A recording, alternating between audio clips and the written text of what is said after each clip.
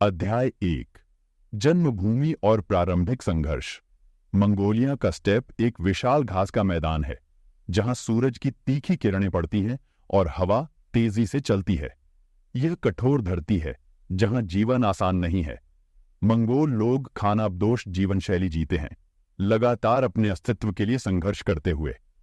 उनकी ताकत और एकता ही उन्हें बचा सकती है। यही वह भूमि है जिसने चंगेज खान को जन्म दिया। टेमुजीन, जिसे बाद में चंगेज खान के नाम से जाना जाएगा, का जन्म एक मजबूत योद्धा सरदार येसुकाई के परिवार में हुआ था। येसुकाई बोर्जगिन कबीले का नेता था। चंगेज खान की विरासत को समझने के लिए उसके पूर्वजों और उससे जुड़ी अपेक्षाओं को जानना जरूरी है। टेमुजीन के बचपन में ही एक दुखद घटना घटी। उसके पिता येसुकाई को जहर दे दिया गया। इस विश्वासघात के कारण बोर्जगिन कबीले का प्रभाव कम हो गया और उन्हें कठिनाइयों का सामना करना पड़ा। अपने पिता की मृत्यु के बाद टेमुजीन और उसके परिवार को उनके कबीले ने छोड़ दिया। उन्हें गरीबी और कठिनाइयों का सामना करना पड़ा। टेमुजीन को यहां तक कि एक प्रतिद्वंद्वी जनजाति द्वारा पकड़ लिया गया और गुलाम बना लिया गया। कठिनाइयों के बावजूद टेमुजीन में नेतृत्व क्षमता और रणनीतिक सोच का विकास हुआ। वह अपनी चालाकी और कौशल का उपयोग करके अन्य जनजातियों के साथ गठबंधन बनाने लगा ताकि खुद को बचा सके और भविष्य में मजबूत बन सके। अध्याय 2। मंगोलिया का एकीकरण। अध्याय 2 में हम देखेंगे कि कैसे टेमुजीन ने अपनी चालाकी, नेतृत्व क्षमता और रणनीति का इस्तेमाल करके मंगोलिया की विभिन्न जनजातियों को एकजुट किया और एक शक्तिशाली साम्राज्य की नींव रखी। टेमुजीन जवानी में भले ही कमजोर स्थिति में था, लेकिन उसने हार नहीं मानी। वह धीरे धीरे अपनी ताकत बढ़ाने लगा। उसने अपने बचपन के मित्र जमुखा के साथ गठबंधन किया और अपने पिता के कबीले के कुछ वफादार सदस्यों को इकट्ठा किया। इस दौरान टेमुजीन ने युद्ध कौशल सीखा और युद्ध नीति में महारत हासिल की। उसने तेज तर्रार घुड़सवार सेना बनाने पर ध्यान दिया, जो मंगोल युद्ध रणनीति का एक महत्वपूर्ण अंग बन गई। प्रतिद्वंद्विता और गद्दारी टेमुजीन और जमुखा की दोस्ती ज्यादा समय तक नहीं चली। दोनों की महत्वाकांक्षाएं आपस में टकरा गईं। जमुखा ने खुद को मंगोलिया का खान घोषित कर दिया, जिससे टेमुजीन के साथ उसकी प्रतिद्वंद्विता और बढ़ गई। टेमुजीन ने जमुखा की सेना को कई बार हराया और जमुखा के सहयोगियों को अपनी तरफ मिला लिया। उसने धोखे और रणनीति का मिश्रण करते हुए धीरे धीरे अपना प्रभाव बढ़ाया। मंगोलिया की विभिन्न जनजातियों को एकजुट करने के लिए टेमुजीन ने एक महत्वपूर्ण कदम उठाया। उसने कुरलताई नामक एक बड़ी सभा का आयोजन किया, जिसमें सभी जनजाति के नेताओं को बुलाया गया। कुरलताई में टेमुजीन को सर्वोच्च नेता या चंगेज खान के रूप में चुना गया। इस चुनाव से मंगोलिया की विभिन्न जनजातियों का एकीकरण हुआ और एक शक्तिशाली साम्राज्य की शुरुआत हुई। चंगेज खान ने मंगोल साम्राज्य के सुचारू रूप से चलने के लिए एक कानून व्यवस्था की स्थापना की। इस कानून को यासा के नाम से जाना जाता है। यासा में युद्ध, शासन, सामाजिक व्यवहार और धार्मिक मान्यताओं से जुड़े नियम शामिल थे। इस कानून ने मंगोल समाज में अनुशासन और एकता स्थापित करने में महत्वपूर्ण भूमिका निभाई। चंगेज खान ने मंगोल सेना को एक शक्तिशाली युद्ध मशीन में बदल दिया। उसने दशमल प्रणाली के आधार पर सेना को संगठित किया, जिससे सैनिकों के बीच बेहतर समन्वय और संचार हो सका। चंगेज खान ने धनुष बाण और घुड़सवारी युद्ध कौशल में महारत हासिल करने पर जोर दिया। उसने जासूसी और घेराबंदी युद्ध तकनीकों को भी विकसित किया।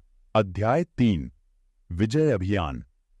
अध्याय 3 में हम उनकी विजय अभियानों पर नजर डालेंगे, जिसने उन्हें विश्व इतिहास के महान विजेताओं में से एक बना दिया। चंगेज खान की सफलता का श्रेय सिर्फ उनकी क्रूरता को नहीं दिया जा सकता। वह एक कुशल रणनीतिकार थे, जिन्होंने युद्ध जीतने के लिए कई तरह की रणनीतियों का इस्तेमाल किया। उनकी कुछ प्रमुख रणनीतियों में शामिल हैं: मंगोल सेना घोड़ों पर सवार कुशल योद्धाओं से बनी थी।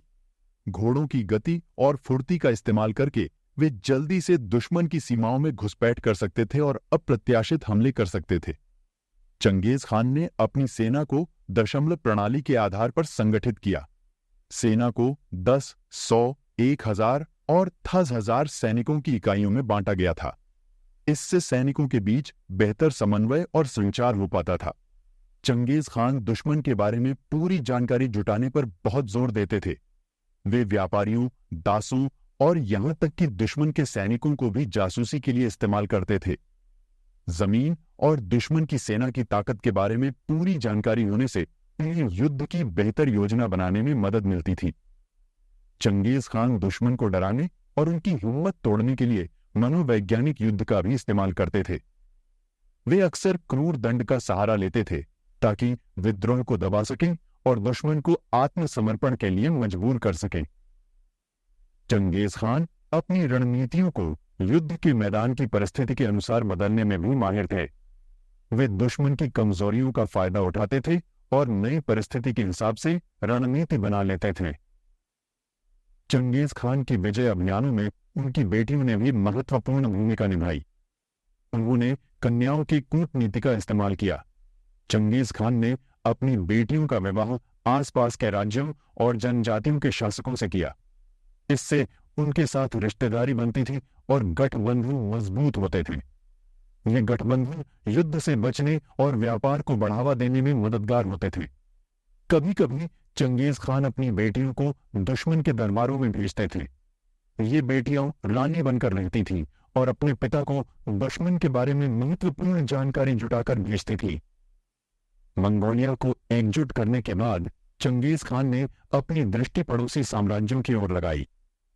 उस समय चीन की शासन व्यवस्था कमजोर थी, जिसे जिन राजवंश चलाता था।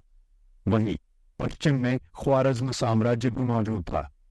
चंगेज खान ने सबसे पहले जिन राजवंश को निशाना बनाया। उसने अपनी कुशल घुड़सवार सेना का इस्तेमाल करके चीन की सीमाओं पर लगातार हमले किए और कई शहरों को जीत लिया। अध्याय 4 साम्राज्य का विस्तार और प्रशासन। अध्याय 4 में हम देखेंगे कि किस तरह चंगेज खान और उनके उत्तराधिकारियों ने इस साम्राज्य का विस्तार किया और इसके प्रशासन को सुव्यवस्थित किया। चंगेज खान की मृत्यु के बाद उनके उत्तराधिकारियों ने पश्चिम की ओर विस्तार करना जारी रखा। चंगेज खान के सबसे योग्य पोते होलागु खान ने बगदाद की राजधानी सहित अब्बासी खिलाफत को नष्ट कर दिया। मंगोल सेनाएं यूरोप में भी काफी दूर तक पहुंची और कई यूरोपीय राज्यों को हराया। पूर्व की ओर चंगेज खान के बेटे ओगताई खान ने जिन राजवंश को पूरी तरह से खत्म कर दिया और चीन के एक बड़े हिस्से पर अपना नियंत्रण स्थापित कर लिया। बाद में उनके वंशजों ने कोरिया और कुछ समय के लिए दक्षिण पूर्व एशिया के कुछ हिस्सों पर भी विजय प्राप्त की। चंगेज खान के वंशजों के शासनकाल में मंगोल साम्राज्य अपने चरम पर पहुंच गया। यह उस समय विश्व का सबसे बड़ा साम्राज्य था, जो प्रशांत महासागर से लेकर पूर्वी यूरोप तक फैला हुआ था। इतने विशाल साम्राज्य को चलाने के लिए एक मजबूत प्रशासनिक व्यवस्था की जरूरत थी। चंगेज खान ने यासा नामक कानून व्यवस्था की स्थापना की थी, जिसे उनके उत्तराधिकारियों ने और विकसित किया। साम्राज्य को कई प्रांतों में बांटा गया था, जिनमें से प्रत्येक पर एक कुशल नेता नियुक्त किया गया था। ये नेता सीधे तौर पर महान खान के प्रति जवाबदेह होते थे। साम्राज्य में व्यापार को बढ़ावा देने के लिए एक कुशल डाक प्रणाली और सड़क नेटवर्क भी स्थापित किया गया था। मंगोल साम्राज्य के विस्तार से एशिया, यूरोप और अफ्रीका के बीच व्यापार और सांस्कृतिक विनिमय को बढ़ावा मिला। नई तकनीकें, विचारधाराएं और कलाकृतियां एक क्षेत्र से दूसरे क्षेत्र में फैली। हालांकि मंगोल विजय से बहुत तबाही भी हुई। कई शहर नष्ट हो गए और लाखों लोगों की जान गई। 13वीं सदी के अंत तक मंगोल साम्राज्य कई अलग अलग खानटे में विभाजित हो गया। इन खानटे के शासक आपस में लड़ने लगे, जिससे साम्राज्य कमजोर हो गया। अगले अध्याय में हम देखेंगे कि किस तरह मंगोल साम्राज्य के पतन के बाद भी चंगेज खान की विरासत का विश्व इतिहास पर गहरा प्रभाव पड़ा। अध्याय 5 चंगेज खान के विरुद्ध विद्रोह और ख्वारज़्म युद्ध। अध्याय 5 में हम चंगेज खान के शासन के कुछ कमजोर पहलुओं को देखेंगे। साथ ही साथ उनके सबसे विनाशकारी युद्धों में से एक ख्वारज़्म युद्ध पर भी गौर करेंगे। हालांकि चंगेज खान एक महान विजेता थे, लेकिन उनका साम्राज्य क्रूरता और दमन पर टिका हुआ था। कई जीते हुए क्षेत्रों में विद्रोह की ज्वाला भड़क उठी। चंगेज खान विद्रोह को दबाने के लिए बेहद कठोर दंड देते थे। उनका उद्देश्य विद्रोहियों को इतना डराना था कि भविष्य में कोई विद्रोह करने की हिम्मत न करे। चंगेज खान के शासनकाल की एक बड़ी गलती ख्वारिज़्म साम्राज्य के साथ युद्ध करना था। शुरुआत में दोनों साम्राज्यों के बीच व्यापार होता था, लेकिन बाद में एक व्यापारिक विवाद को लेकर युद्ध छिड़ गया। ख्वारिज़्म के शाह ने चंगेज खान के राजदूतों को मार डाला, जिससे चंगेज खान क्रोधित हो गए। चंगेज खान ने ख्वारिज़्म साम्राज्य के खिलाफ निर्दयी युद्ध छेड़ा। उनकी सेनाओं ने कई शहरों को ध्वस्त कर दिया, जिनमें राजधानी समरकंद भी शामिल थी।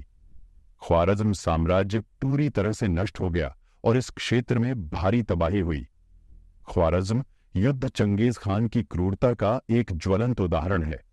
हालांकि इस युद्ध से उन्हें रणनीतिक रूप से फायदा भी हुआ। इस युद्ध ने पश्चिम की ओर मंगोल साम्राज्य के विस्तार का मार्ग प्रशस्त किया। अध्याय 6, चंगेज खान के उत्तराधिकारी और साम्राज्य का भविष्य।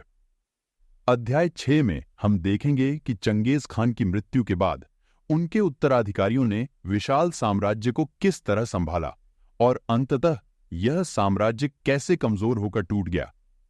1227 ईस्वी में चंगेज खान की मृत्यु हो गई। मृत्यु से पहले उन्होंने अपने विशाल साम्राज्य को अपने बेटों और पोतों के बीच बांट दिया। चंगेज खान ने इस बात का कोई स्पष्ट उल्लेख नहीं किया था कि उनका उत्तराधिकारी कौन होगा। इस वजह से उनके वंशजों के बीच सत्ता के लिए संघर्ष शुरू हो गया। चंगेज खान के सबसे योग्य पोतों में से एक हुलागू खान था।